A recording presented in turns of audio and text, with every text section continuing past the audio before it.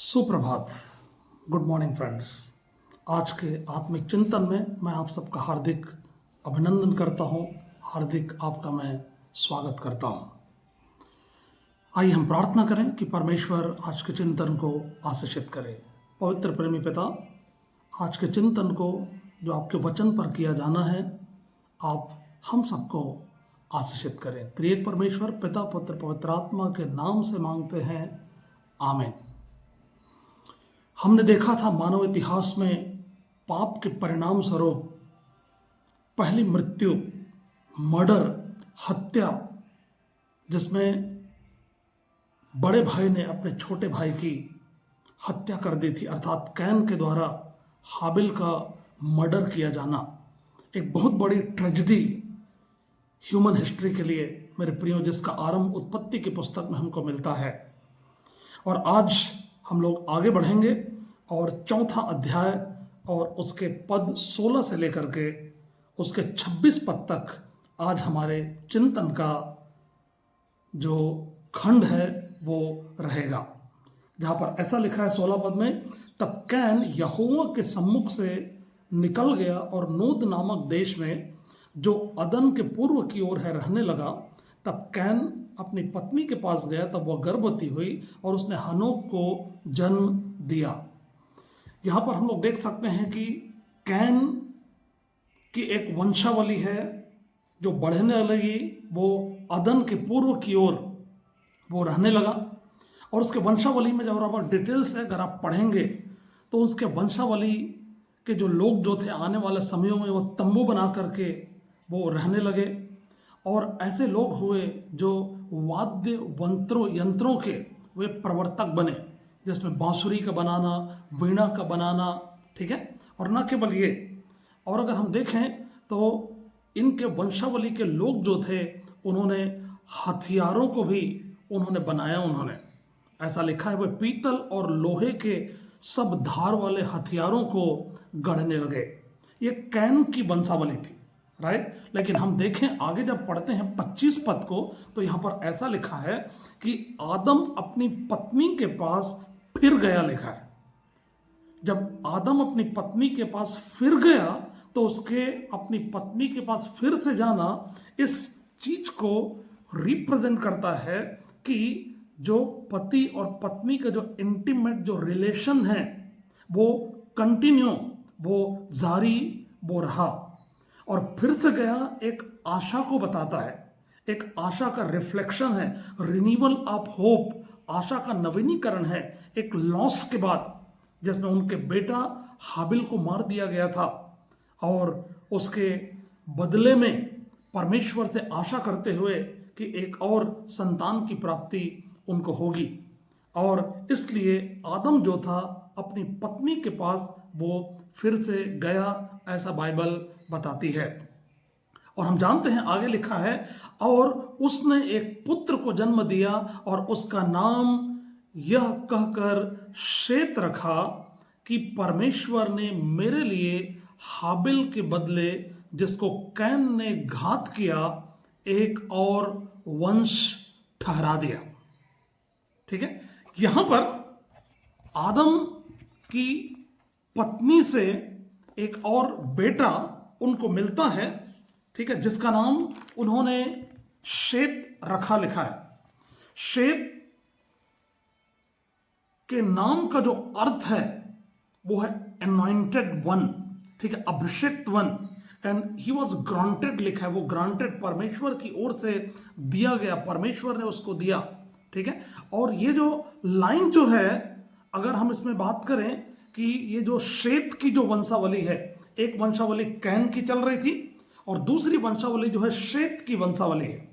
और ये जो शेत की जो वंशावली है वो गॉडली, जो परमेश्वर के भय मानने वाले लोगों की वंशावली को बताता है, जिसमें कहीं ना कहीं जो परमेश्वर ने जिस उद्धारकर्ता की जो प्रतिज्ञा की है वो उद्धारकर्ता इसी वंशावली से होकर के वो आएगा आने वाले समय में। ऐसा हम पूरी बाइबल के इतिहास में जब हम पढ़ें तो हमको वो चीजें साफ साफ नजर आती है, ठीक है। अगर हम इसके वंशावली को देखें तो ये जो एक जो लिनिएज जो है वो बहुत ही वो क्रूसियल है। ये शेत का जो लिनिएज जो है बहुत ही क्रूसियल है, बहुत ही महत्वपूर्ण है, क्योंकि शेत से नूह पैदा होता है। जब आप उसके वंशावली को पढ़ें 5वां अध्याय में तो आपको चीजें नजर आती है। और फिर नूह से फिर से जो उसके जो 3 बेटे और बहुएं जो बच जाती है, जिनसे फिर से बाढ़ आने के बाद जब सारी मानव जाति का पूरे नाश हो जाता है, तो एक नया आरंभ होता है।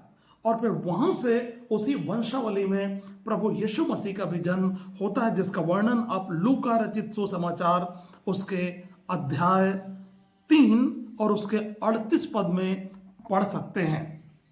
मैं चाहूंगा कि आपके लिए मैं उसे पढ़ूं। लूका रचित सुसमाचार अध्याय 3 और उसका पद 38, जहां पर लूका जो एक इतिहासकार था वो ऐसा लिखता है। सुनिए ध्यान से क्या लिखा है। और वह एनोश का और वह शेत का और वह आदम का और वह परमेश्वर का पुत्र था। देखा आपने, प्रभु यीशु मसीह का जो लिनिएज, जो प्रभु यीशु मसीह की जो वंशावली जिसमें जगत के उद्धारकर्ता को आना था, वो शेत का लाइन था, वो शेत की वंशावली थी, जिसको परमेश्वर ने आदम और हवा को हाबिल के बदले दिया था। ठीक है, और ये गॉडली वंशावली को बताता है। और ये लाइन जो है पूरा आगे तक वो चलते चलते वो यीशु मसीह का जन्म जो है उसी लाइन में होता है। ठीक है, तो यहां पर जो नाम जो उन्होंने दिया कि लिखा है कि परमेश्वर ने मेरे लिए हाबिल के बदले जिसको कैन ने घात किया एक और वंश ठहरा दिया, लिखा है। वंश आपको याद है, सीड। 3 अध्याय 15 पद, जिसमें परमेश्वर ने उनके पाप किए जाने के बाद जब आकर के जब उनसे बातें करता है तो उसने स्त्री से कहा कि, और शैतान से कहा कि मैं तेरे वंश और इसके वंश के बीच में बैर उत्पन्न करूंगा। ठीक है, और लिखा है कि वो तेरे सिर को कुचलेगा और तो उसकी एड़ी को डसेगा। वो एक ऐसा सीड, वो ऐसा बीज जो किसी स्त्री से आने वाला था, स्त्री का बीज। और हम जानते हैं कि इसी खानदान में आगे चल करके राइट जो प्रभु यीशु मसीह की जो पैदाइश जो थी वो मरियम से हुई। और हम जानते हैं कि मरियम की जब गर्भवती हुई, मरियम तो किसी पुरुष का हाथ नहीं था उसके गर्भ धारण में, वो तो परमेश्वर की ओर से पवित्र आत्मा की सामर्थ्य से वो गर्भ धारण उसने किया था। उसी वंश की ये बात यहां पर करती है, इसी सीट को वो बोलती है कि परमेश्वर ने मेरे लिए हाबिल के बदले जिसको कैन ने घात किया एक और वंश ठहरा दिया है। और शेत के जन्म से आगे जो है गॉडली एक जीनियोलॉजी की शुरुआत मनुष्य जाति में होती है। 26 पर शेत के भी एक पुत्र उत्पन्न हुआ और उसने उसका नाम एनोश रखा। Continuation of human genealogy. यहां पर देख सकते हैं मनुष्य की जो वंशावली है वो कैसे लगातार वो बढ़ रही है। ठीक है, एनोश से भी नहीं, सॉरी, जो शेत है उसका भी एक बेटा उत्पन्न हुआ, उसने उसका नाम क्या रखा? एनोश रखा। एनोश के नाम का जो अर्थ क्या है मालूम है आपको? एनोश के नाम का अर्थ है मैन और mortal. That is the acknowledgement of mortality of human being and as well as dependency on God. ये नाम का रखा जाना मनुष्य के द्वारा इस बात को एक्नॉलेज करना है कि मनुष्य जो है मिट्टी ही तो है और वो क्षणभंगुर है, वो मॉर्टल है, वो नाश होने वाला है, उसकी जिंदगी ज्यादा समय तक नहीं है, वो मरता जाएगा। इस बात को एक्नॉलेज किया जाता है मनुष्य के द्वारा और ये अवेयरनेस उनके अंदर थी और वो परमेश्वर के ऊपर इसीलिए वो निर्भर थे, उनकी निर्भरता को बताता है। ठीक है, human mortality and dependency on God. ये नाम का अर्थ इस बात से विजिबल है, बिल्कुल स्पष्ट होता है कि जब एनोश जब उसने नाम रखा तो वो जानते थे वो कि वो मिट्टी है, मनुष्य है और मोर्टल है, नाशवान है। इसलिए हम जानते हैं कि जो भी मनुष्य संसार में पुरुष और स्त्री से पैदा होता है उसको मरना ही है।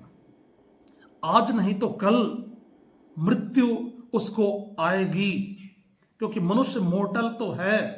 इसलिए तो बाइबल मनुष्य की उपमा घास से देती है, मनुष्य की उपमा फूल से देती है, और मनुष्य के जिंदगी की उपमा भाप से देती है, जो थोड़ी देर तो दिखाई देती है और लोप हो जाती है। मेरे प्रियो, आप कभी भी ऐसा ना सोचे कि आप हमेशा पूरा इसी धरती पर आप जीवित रहेंगे। और जब भी आप सुबह उठते हैं और अगर अपने दिन की शुरुआत अगर आप ऐसा करते हैं कि परमेश्वर, क्या यह दिन शायद आज धरती पर मेरे लिए अंतिम दिन है, तो अवश्य रूप से आपकी ये सोच और आपकी ये प्रवृत्ति आपको दीनता पूर्वक जीवन जीने के लिए सहायता करेगी। और हम जानते हैं कि दीनता को वो परमेश्वर जो है पसंद करते हैं। प्रभु यीशु मसीह ने जब पहाड़ी उपदेश दिया तो उसमें यह भी तो उसने बताया कि धन्य है वे जो मन के दीन हैं, क्योंकि परमेश्वर का राज्य ऐसों का ही है। ठीक है, वे परमेश्वर के राज्य के भागीदार होंगे, वे परमेश्वर के राज्य के अधिकारी होंगे। तो हमारी मोर्टालिटी का एक्नॉलेजमेंट हमको दीन बनाती है, और जब हम दीन बनकर के जिएंगे तो निश्चित तौर पर हम परमेश्वर के राज्य के अधिकारी होंगे, जिसको हम लोगों ने प्रभु यीशु मसीह में पाया है। करेक्ट। तो ये एनोश के नाम का अर्थ है मैन एंड मोर्टल, नाशवान मनुष्य। ठीक है, और उसके बाद एक और अद्भुत चीज यहां पर ह्यूमन हिस्ट्री में शुरुआत होती है। लिखा है उसी समय से लोग यहोवा से प्रार्थना करने लगे। यहोवा से, लॉर्ड से, उस परमेश्वर से जो मनुष्यों के साथ जो रिलेशन जो रखता है, जिसके नाम का अर्थ ही है एक डिवाइन रिलेशन मनुष्य के साथ। ठीक है, जो दयालु परमेश्वर है, जो कृपालु परमेश्वर है, जो अनुग्रहकारी जो परमेश्वर है, आशीष देने वाला परमेश्वर है और न्याय करने वाला परमेश्वर है, और वो दोषी को किसी भी तरह से निर्दोष नहीं ठहराने वाला परमेश्वर है। उस परमेश्वर से लोग प्रार्थना करने लगे। लिखा है लोग प्रार्थना करने लगे, मतलब यह है कि this is the beginning of communal worship. ठीक है, लोगों के द्वारा एक सामाजिक रूप से इकट्ठे होकर परमेश्वर की आराधना के शुरुआत को बताती है। सिस्टमैटिक वे ऑफ वर्शिप, लोगों ने एक प्रणाली उन्होंने डेवलप करी, एक परंपरा उन्होंने डेवलप करी, और वहां से उस परमेश्वर की आराधना उन्होंने शुरू कर दिया, जिसमें वो परमेश्वर को धन्यवाद देते होंगे, परमेश्वर को अपनी भेंट चढ़ाते होंगे, राइट, और अपने जीवन को पूरी तरह से परमेश्वर के हाथों में सौंपते होंगे, परमेश्वर के ऊपर निर्भर उनकी जिंदगी रहती होगी। और ये जो शेत के जन्म के समय से ये परंपरा जो है मनुष्यों में आरंभ हो गई, और वे लोग परमेश्वर से प्रार्थना करने लगे।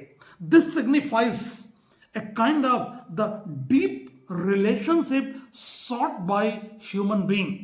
मनुष्य के द्वारा परमेश्वर के साथ एक गहरे संबंध के ढूंढे जाने को भी बताता ही यह खंड कि मनुष्य जो है परमेश्वर के साथ वो गहरे संबंध में वो आना वो चाहता था। क्योंकि हम जानते हैं कि अदन की वाटिका में परमेश्वर का मनुष्य के साथ इंटीमेट संबंध था, लेकिन मनुष्य के पाप ने मनुष्य को परमेश्वर से अलग कर दिया। परमेश्वर ने उसको अपनी उपस्थिति से बाहर निकाल दिया ताकि वो एक बार फिर से उसके टूटे हुए संबंध को वो रिस्टोर करे प्रभु यीशु मसीह में, राइट। लेकिन उसको इस बात का एक्नॉलेज था अभी तक, यहां तक कि वो परमेश्वर से दूर हैं और वो परमेश्वर के साथ अपने संबंध को वो फिर से जोड़ना चाहते थे। इसीलिए उन्होंने लिखा है कि यहां से वो परमेश्वर से प्रार्थना करना उन्होंने आरंभ कर दिया।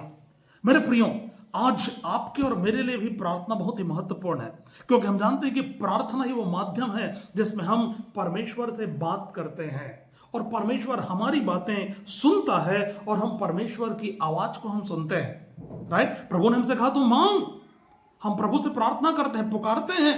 वो संकट में हर समय अति सहज से मिलने वाला सहायक है, ऐसा बाइबल बोलती है भजन संहिता 46 अध्याय और उसके पद 1 में। करेक्ट, प्रभु ने कहा कि मुझको पुकार, मैं सुनने वाला हूं और मेरी आंखें तुम्हारी पुकार की ओर, मेरे कान तुम्हारे पुकार की ओर लगे होते हैं। हमारा परमेश्वर हमारी प्रार्थना को सुनना चाहता है। हमारा परमेश्वर चाहता है कि हम प्रार्थना के द्वारा अपने परमेश्वर के साथ करीबी से जुड़े, निकटता से जुड़े। मेरे प्रियो, आज के सुबह मैं आप सबको चुनौती देना चाहता हूं कि क्या आप और मैं अपने परमेश्वर के साथ के संबंध को लेकर गंभीर हैं? क्या हम लोग प्रार्थना के लिए समय निकालते हैं, या फिर अपने जीवन की व्यस्तता में इतना ज्यादा हम खो जाते हैं कि हम परमेश्वर को धन्यवाद करना भी भूल जाते हैं, हम परमेश्वर से बातें करना भी भूल जाते हैं? मेरे प्रियो, मैं आपका आह्वान करता हूं कि आइए, जैसे शेत के समय से मनुष्य जातियों ने यहोवा से प्रार्थना करना आरंभ किया था और अपने संबंध को परमेश्वर के साथ उन्होंने जोड़ने की गंभीरता को समझा था, आइए आज आप और मैं भी, जिसमें यीशु मसीह में आपने और मैंने धार्मिकता सेंत में पाई है और उस पाप के कारण टूटे हुए संबंध को जिसमें हमने अपने आप को परमेश्वर से जोड़ पाया है यीशु मसीह में होकर, आइए उस संबंध को और मजबूत करें, उसकी आराधना करें और हम प्रार्थना में लगातार हम लोग लगे रहें। आइए अपनी आंखों को बंद करें और हम प्रार्थना करें। पवित्र पिता, हमारी सहायता कर कि हम आपसे प्रार्थना करने वाले लोग बने। प्रभु, हम पर दया कर, हमारे विश्वास को बढ़ा, ताकि हम आपके साथ अपने संबंध को मजबूत हम लोग कर सकें। परमेश्वर, मेरे सब लोगों पर, प्रियों पर परमेश्वर आपकी आशीष प्रभु बनी रहे। आज के पूरे दिन को भी आप आशीषित करें। पवित्र त्रिएक परमेश्वर के नाम से मांगते हैं, आमीन।